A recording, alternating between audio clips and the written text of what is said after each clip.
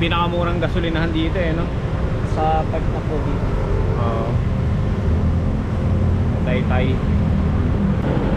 Kaya pag pupunta kayo ng Taytay, gagawin kayo dito. Dito na kayo magpagasolina. Mura yung gasolinahan dito.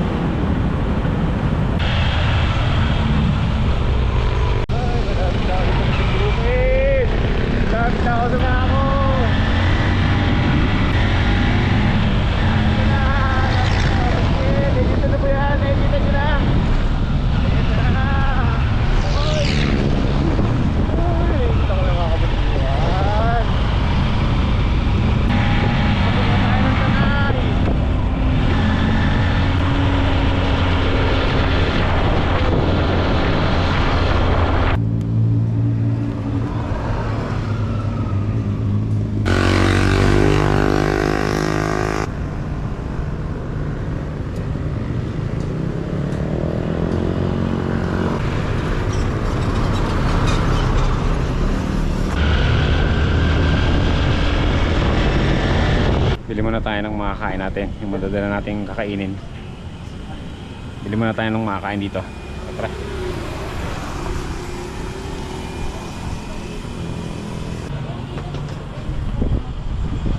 Ikaw, palamig.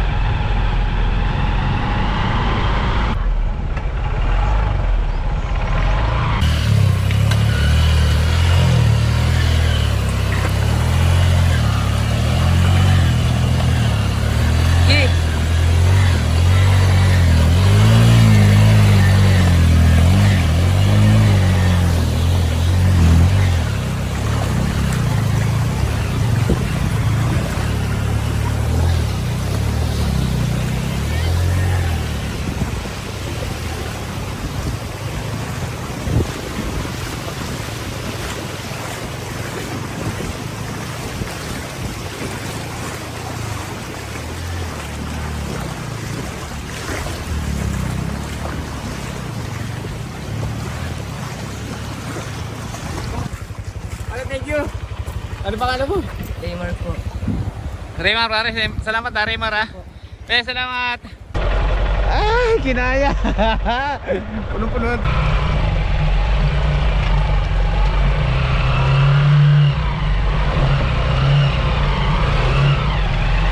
Ayos. Okay na siguro yung spot na to. Dito muna tayo. Dito wala nang bayad. Malilim. Okay na to. Wait lang. Kasi ka lang mga gamit. Dito na tayo kakain. Makakain na tayo dito. Ayos na.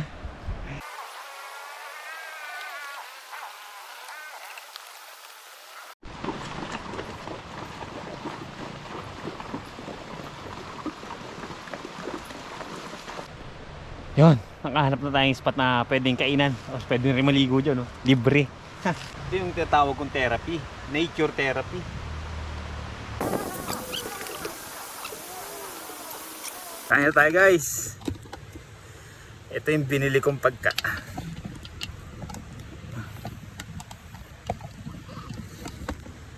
Yan. Pumili lang ako ng pagkain dun sa sa karinderya kanina na daanan ko.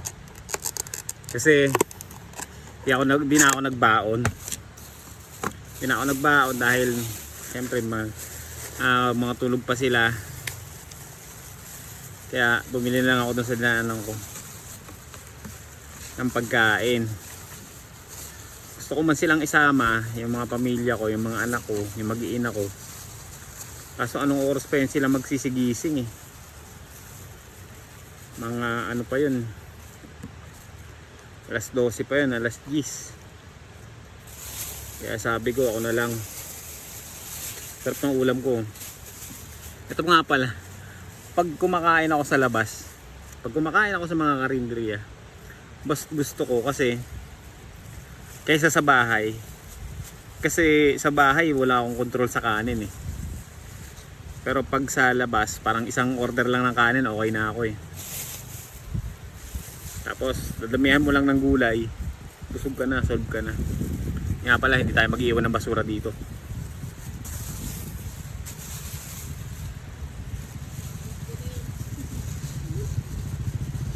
Kain tayo guys.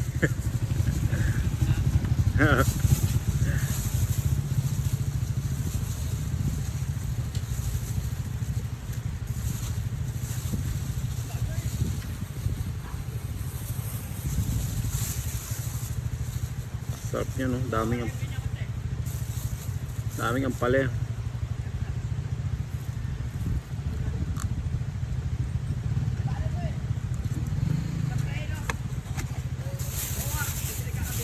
Mayroong ampale at saka igado.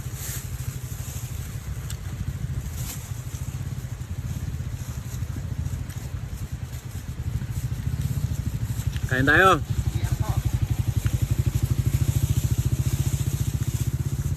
Igado.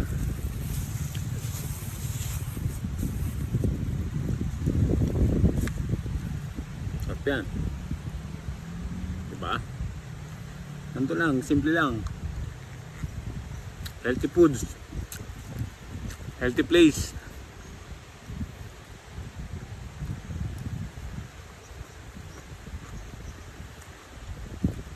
Parang ano ka, nagagamot kapag mga ganito ang lugar eh.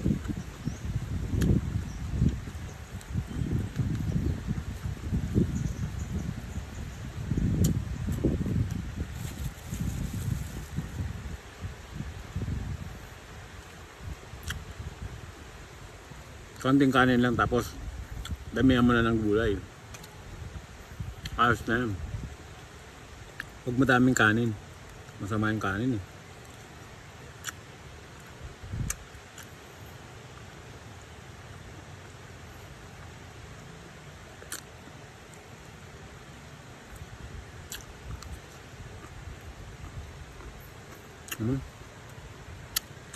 Walang entrance, walang parking, libre lang, diba? Parang gastos mo, gasolina lang. Tapos itong pagkain, mas na, makapag-relax ka na.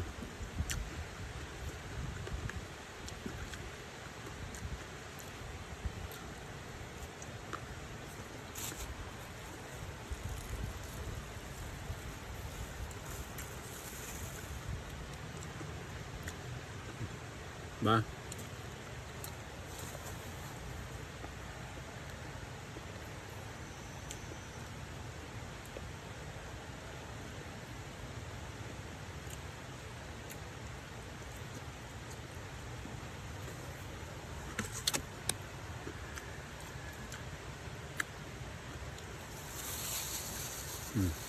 Huwag madaming kanin. Dapat madaming gulay.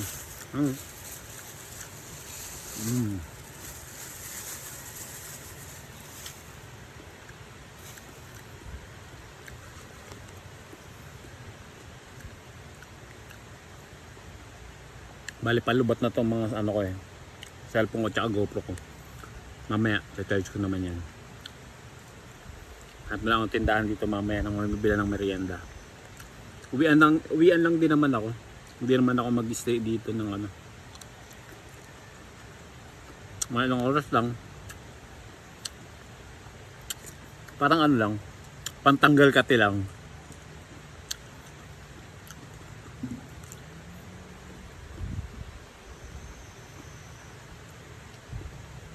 Para maano ka naman.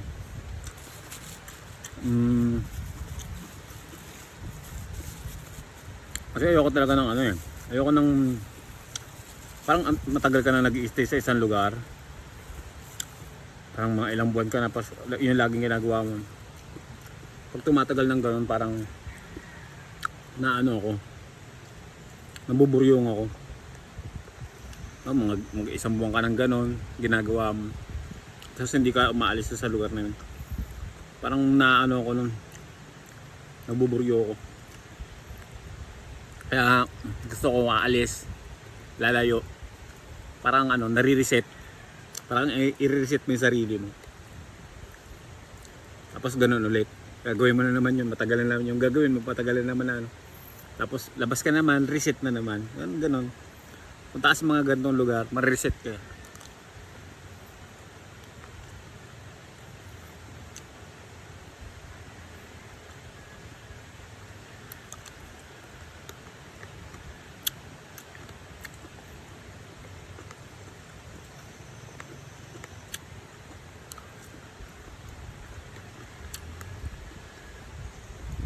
Grabe yung tinaanan ko.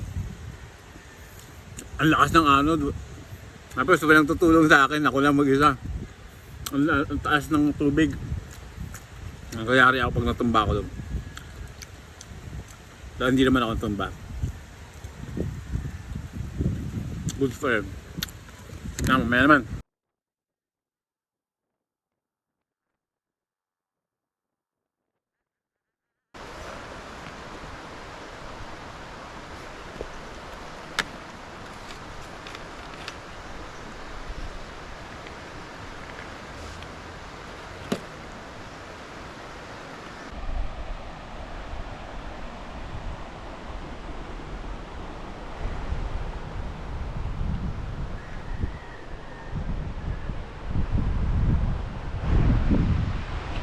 Sa ngayon, ano muna, ganto-ganto muna, saglitan lang, uwian lang. Pantanggal ka tilang ba? Tanggal ng ano, bagot. Di ba? Sap sana maligo. Pumunta ako nung kanina.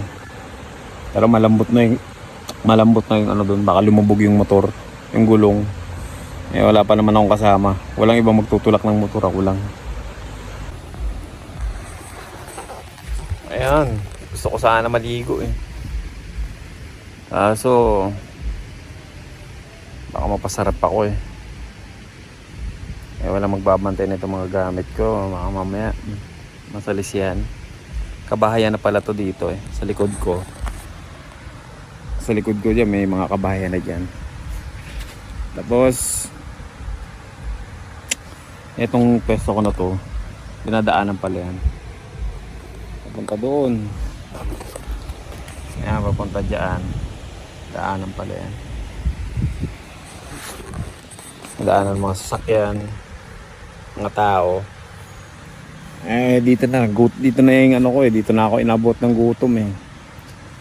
Kaya ko pagka ano, makahanap ako ng pwesto malilim, ito na ako para kumain. Hindi na ako nakapaghanap ng iba.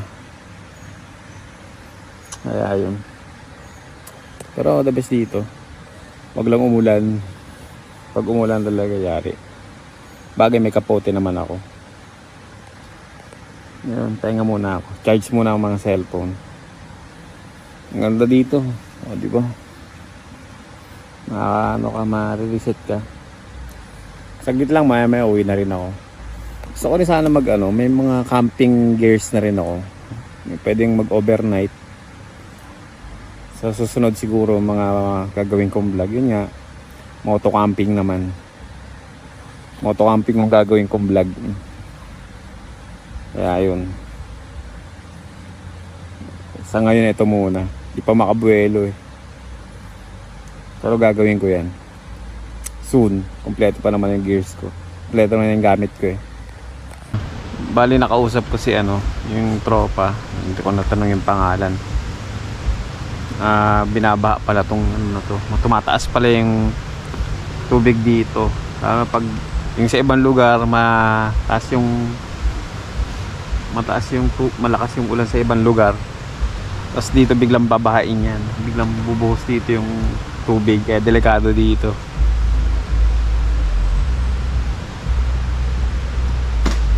Kaya pag dito ka dapat lagi kang alerto lang.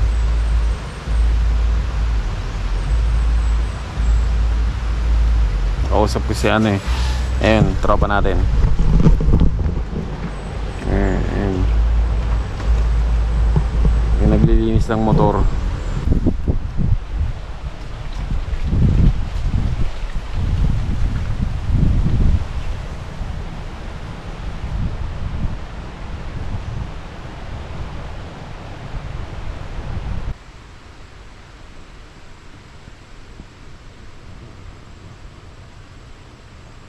Ayun si kuya, may dalang buko.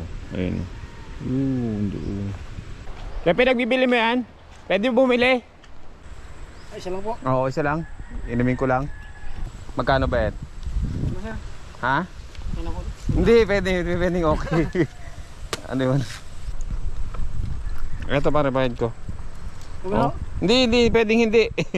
Sige na, kasi baka mamaya hanapin sa'yo ng ano, may-ari eh. Ha? Kawawa ka naman.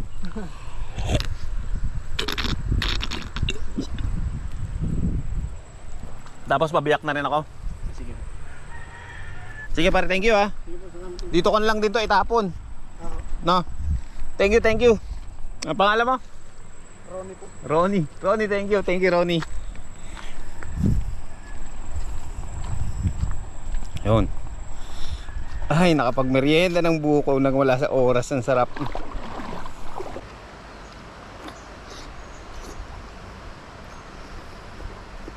Bait. Binibigay pa sana sa akin kasi siyempre hindi naman sa kanya, parang inutos lang ata. Eh binayaran ko na lang din. Nakakahiya eh. Baka mamaya hanapan siya ng amo niya. Dop. Ang talaga pag ano. Sa probinsya.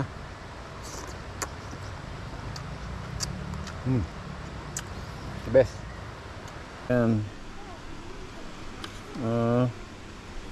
63%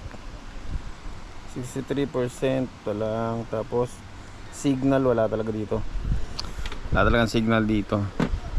Pero presko. Na-relax. Kalmado na ako. Baga na-reset na ako eh. Na-reset na yung pag-iisip ko. Nice na.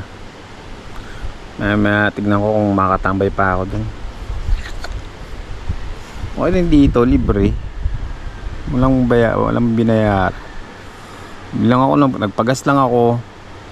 Pagkatapos ko magpagas, bumili ako ng pagkain.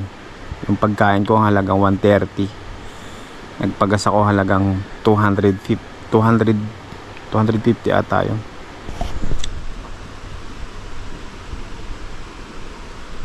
$250. Tapos yun, pwesto na ako dito sa lilim, pero ngayon mainit na yan dito. Parang makakailigan ko dito magtambay ano lang naman to eh, 2 hours drive from Manila. Kami Las Piñas kasi kami. 2 hours drive siguro, 2 to 3 hours drive pagkasama traffic.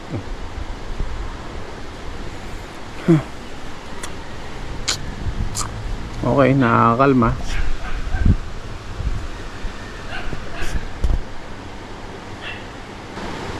Alam mo yun, kasi yung sa Manila yun nga, halos araw-araw mo ginagawa. Siyempre parang nakakaano yun. Basta pag ako nag-stay sa isang lugar, bubugrong ako nabuburyong ako kailangan i-reset yun. Okay lang. Kaya ayun, kaya nandito tayo ngayon.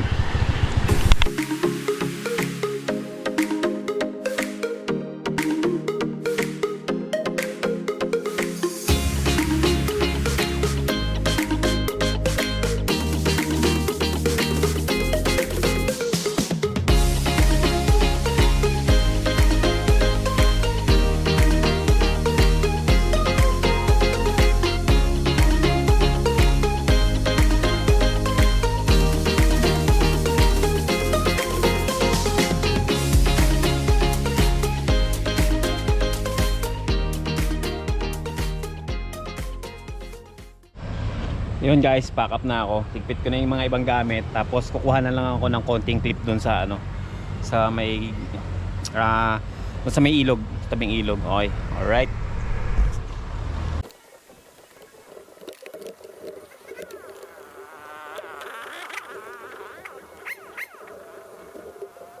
Yun. Meron naman sanang ano, tawiran doon, oh. Ayun, oh, ayun, oh, ayun, oh. Yun. Yung mga natawid doon. Eh walang trail doon eh. Mas may trail dito, mas may adventure dito. Diba? Mas maganda di ba dito. Tingnan natin, makakayanin. Malakas yung agos dito eh. Pero tingin ko kaya to.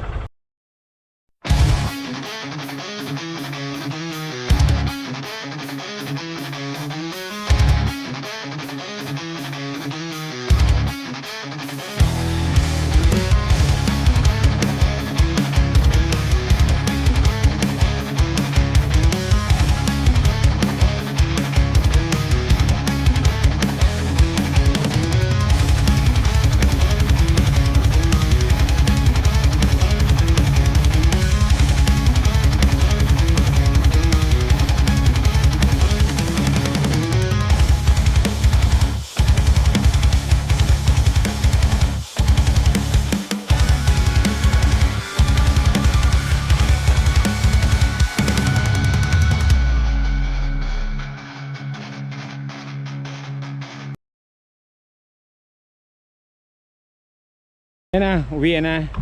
At dito ko natatapusin itong vlog na to. Salamat sa panonood nyo.